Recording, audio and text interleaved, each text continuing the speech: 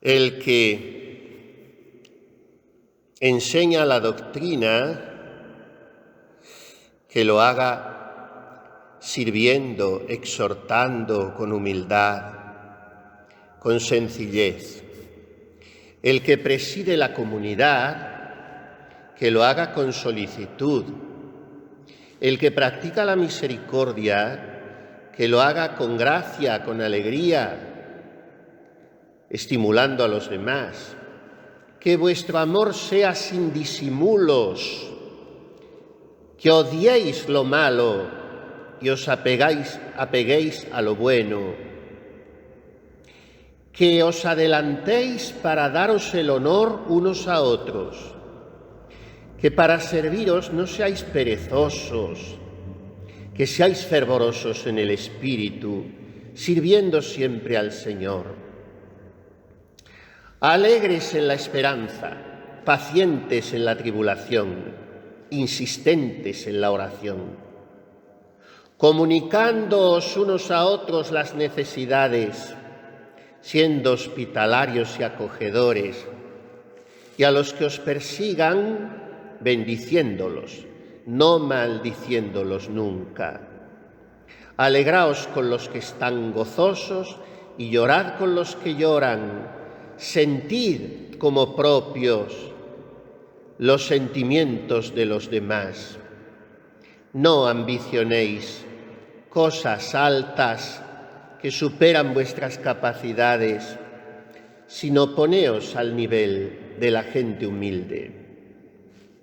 No estaría mal que para todo este año que acabamos de comenzar tuviésemos como programa esta docena de versículos que San Pablo ofrecía como plan de vida a su comunidad de los primeros cristianos de Roma. Ha sido la epístola que hemos leído. Qué intensa, qué enjundiosa. Cada consejo vale para muchos meses de práctica. Amor sin fingimiento, dilectio sine simulazione, y servicio sin pereza unos a otros, y en el espíritu fervor siempre, spe gaudentes, alegres en la esperanza. Pues de todo esto nos da ejemplo María en Caná, alegrando la fiesta, fervorosa porque se deja mover por el Espíritu para orar, alegre en la esperanza porque sabe que su Hijo va a obrar el milagro, paciente en la tribulación cuando calla sumisa y humilde ante aquella respuesta que solo en apariencia es un desaire de su Hijo, que nos va a ti y a mí. Orazione instante, o sea, insistente en pedirlo. Y esta es María, la que nos alegra la fiesta y la que convierte en vino de bodas nuestra vida aguada. Hace algo más de 15 años, el 11 de septiembre del año 2006, nuestro querido inolvidable Benedicto XVI, que dentro de 3 meses cumplirá 95 años, cuya vida preciosa para la Iglesia Dios sigue conservando en su retiro orante de humildad borrada. Seguramente nos hace tanta falta su oración y su inmolación en estos tiempos tan incomprensibles de la Iglesia que estamos atravesando. Pues hace 15 años, él, cuando llevaba año y medio en el solio pontificio, visitó, como era lo lógico y como también lo había hecho su predecesor Juan Pablo II, yendo a Polonia, visitó su tierra, su querida Baviera, en Alemania. Y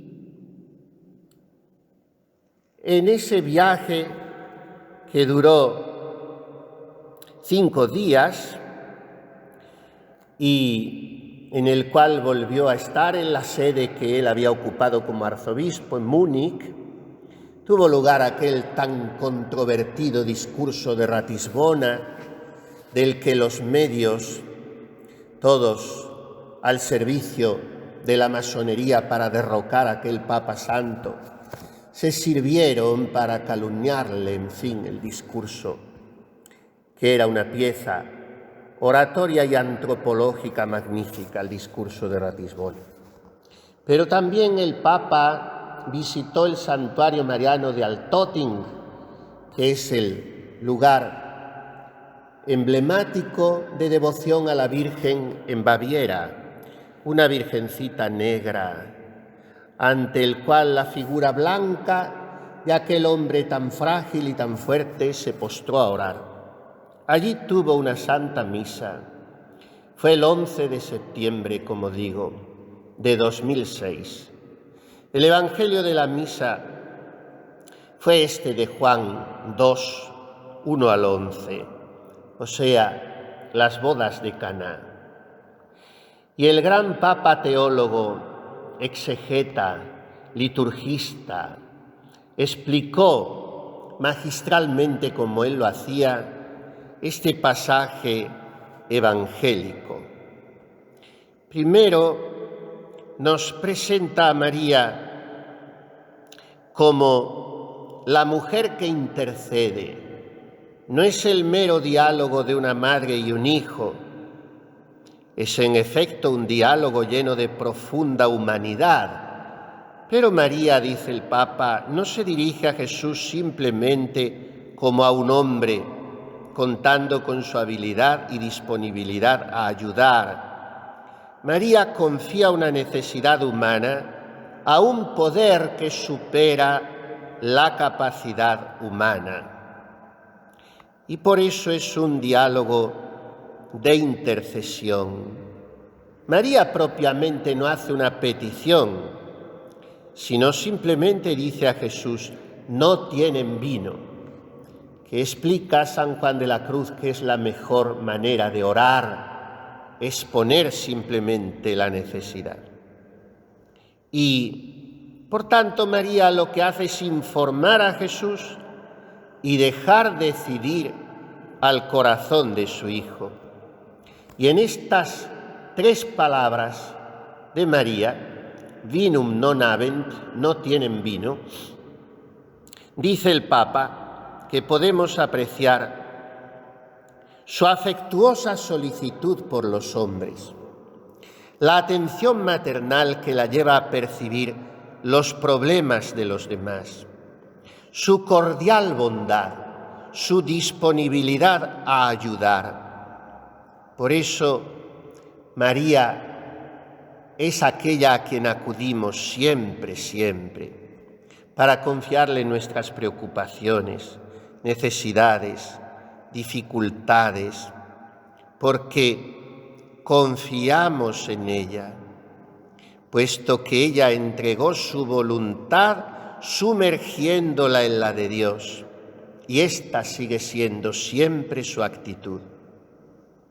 Aquí está la esclava del Señor, hágase en mí según tu palabra. Por eso acudimos a María, dice Benedicto XVI, porque es la que mejor nos enseña a rezar, a no querer afirmar ante Dios mi voluntad, mis deseos, por muy importantes o razonables que parezcan, sino a presentar estos deseos a Dios y a dejar que Él decida lo que quiera hacer. Y esto lo aprendemos de María. Como también de María aprendemos la bondad, la disponibilidad, esa permanente disposición para ayudar. Como también de María aprendemos la humildad y la generosidad para aceptar la voluntad de Dios, sabiendo que sea cual sea la decisión de lo alto, es la mejor para nosotros. Pero dice el Papa con todo realismo que en este Evangelio hay algo que nos resulta difícil y duro de entender. Y es la respuesta de Jesús a María. Para empezar, dice con toda claridad Benedicto, no nos gusta la palabra con la que Jesús se dirige a su madre. ¿Qué es eso de llamarla mujer? ¿Por qué no le dice madre? Y lo explica en la línea de todos los padres de la Iglesia y de la tradición.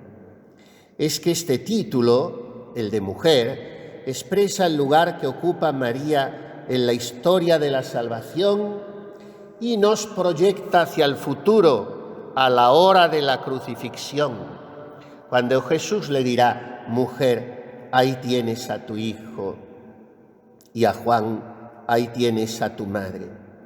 Por tanto, eso de aún no ha llegado mi hora, está haciendo alusión a la hora del Calvario, a la hora de la redención, a la hora en que Jesús convertirá a la mujer con mayúsculas, a su madre en madre de todos sus discípulos. Y además ese título evoca el relato de la creación de Eva. Adán, en medio de la creación, con toda su magnificencia, como ser humano se siente solo. Entonces Dios crea a Eva, y en Eva Adán encuentra a la compañera que buscaba y le da el nombre de mujer. Y lo mismo en este Evangelio, María representa a la mujer nueva, la mujer definitiva, la compañera del Redentor. Hay algo muy hondo, como siempre sucede en San Juan, en este Evangelio. ¿Dónde están los novios? No aparecen. A la novia ni se la nombra siquiera. Al novio solo de pasada, cuando se dice que el architriclino le llevó para probar aquel vino tan bueno, pero no sabemos quiénes eran. En esta boda los protagonistas son Jesús y María, él como esposo de las almas y de la Iglesia, María como virgen y esposa también, compañera de su Hijo.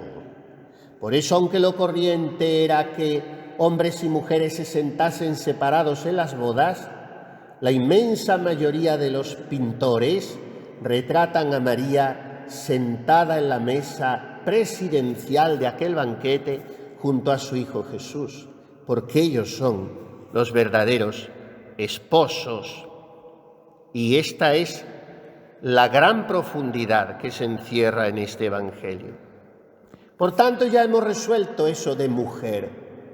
Pero sigue diciendo el Papa, nos gusta menos aún lo que Jesús dice luego a María en Caná. ¿Qué tengo yo contigo, mujer? Todavía no ha llegado mi hora. Y quisiéramos objetar, tienes mucho con ella. Fue ella quien te dio la carne y la sangre, tu cuerpo y no solo tu cuerpo. Con su sí que pronunció desde lo más hondo de su corazón, ella te engendró en su vientre. Con amor maternal, te dio la vida y te introdujo en la comunidad del pueblo de Israel. Sigue diciendo Benedicto XVI, si así le hablamos a Jesús, ya vamos por buen camino para entender su respuesta, porque todo esto debe hacernos recordar que en el contexto de la encarnación de Jesús hay dos diálogos que van juntos y se funden en uno solo. El diálogo de María con el ángel, en el que ella dice, hágase en mí según tu palabra, y el diálogo del Hijo con el Padre eterno, en el cual él dice, sacrificio y oblación no quisiste, pero me has formado un cuerpo, he aquí que vengo, oh Dios, a hacer tu voluntad. De manera que el sí del Hijo, he aquí que vengo a hacer tu voluntad, y el sí de María, hágase en mí según tu palabra, se convierten en un único sí. Y de este modo el Verbo se hace carne en María. En este doble sí, la obediencia del Hijo se hace cuerpo. Y María con su sí le da el cuerpo al Verbo. ¿Qué tengo yo contigo, mujer? La relación más profunda que tiene Jesús con María es este doble sí, gracias a cuya coincidencia se realiza la encarnación. Y la respuesta de nuestro Señor alude a ese punto de su profunda unidad. ¿Qué tengo yo que ver contigo? Lo que tenemos que ver tú y yo es un único sí a la voluntad del Padre. Y desde ahí, desde ese sí tuyo y mío a la voluntad de Dios, no desde tu deseo, sino desde tu sí inicial, voy a obrar el milagro. Aunque todavía no ha llegado mi hora. O sea, Jesús nunca actúa solo por sí mismo, nunca actúa por el prurito de agradar a los otros, que es lo que tantas veces nos mueve, sino que Jesús actúa siempre partiendo del Padre, y esto es precisamente lo que lo une a María. Y por eso, después de esa respuesta desconcertante de Jesús, que tendría que haber disuadido a su madre, ella, sin embargo, se dirige a los sirvientes, diakonoi, dice San Juan en griego, a los diáconos, a los que estaban dedicados al ministerio, como nos ha dicho San Pablo, sollicitudine non pigri, no perezosos en el servicio. María se dirige a ellos y les dice lo que es el testamento de la Virgen, la última de sus 7 palabras en el Evangelio. Haced lo que Él os diga. Y entonces Jesús no se limita a producir vino, dice el Papa, sino que transforma las bodas humanas en una imagen de las bodas divinas, a las que el Padre nos invita mediante el Hijo. Esas son las bodas, nuestra unión con su sí redentor, nuestra inmersión en la hora de la cruz, que es la hora de las horas, la hora del altar, la hora de la que brota el sacramento eucarístico, la hora de las bodas de Jesús con la humanidad. Y Él anticipa su hora en la conversión del agua en vino y está adelantando la hora de la conversión del vino en su sangre. Su hora es la cruz. Su hora definitiva, dice el Papa, será su vuelta al final de los tiempos. Y Él anticipa continuamente esta hora definitiva precisamente en la Eucaristía, en la cual ya ahora está viniendo siempre. Y está viniendo siempre por intercesión de su Madre, Mater Ecclesiae, y por intercesión de esta misma Iglesia que lo invoca en la plegaria eucarística. En el canon de la misa termina el Papa esta bellísima y profundísima homilía. En el canon la Iglesia implora siempre nuevamente esta anticipación de la hora. Pide que Jesús venga ya ahora y se entregue a nosotros. Qué solemnísimo ese gesto. De la imposición de manos del sacerdote sobre la oblata, lo mismo que en el templo de Jerusalén imponía el sacerdote sus manos sobre las víctimas para descargar en ellas los pecados del pueblo. Qué tembloroso momento de la Santa Misa. Por eso se anuncia y se solemniza con un toque de campanas, como cuando el rey visitaba una ciudad y sonaban las trompas. Así es la humilde campanita que en la misa toca un niño pequeño. En realidad está diciendo esto: el Rey está aquí, ha llegado la hora de Jesús. Estas son sus bodas con la humanidad. María, su madre, con su sí, nos lo ha traído, y Él viene a convertir en vino el agua de nuestras vidas, y Él viene a convertir en sangre el vino de nuestro cáliz. Por eso termina el Papa diciendo queremos dejarnos guiar por María, la Madre de las Gracias de Altötting, la Madre de todos los fieles, hacia la hora de Jesús. Pidámosle a Él el don de reconocerlo y comprenderlo cada vez más. Y no nos limitemos a recibirlo solo en el momento de la comunión.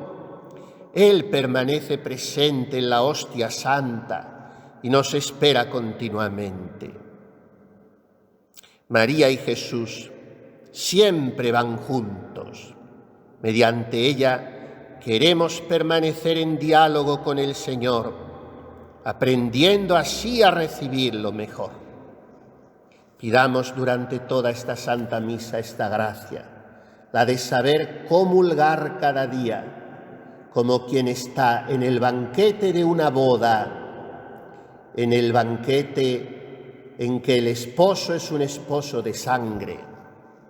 Y terminemos con esta breve ejaculatoria con que nuestro querido Benedicto XVI terminaba esta homilía. Santa Madre de Dios, ruega por nosotros, como rogaste en Caná por los esposos. Guíanos siempre hacia Jesús. Amén.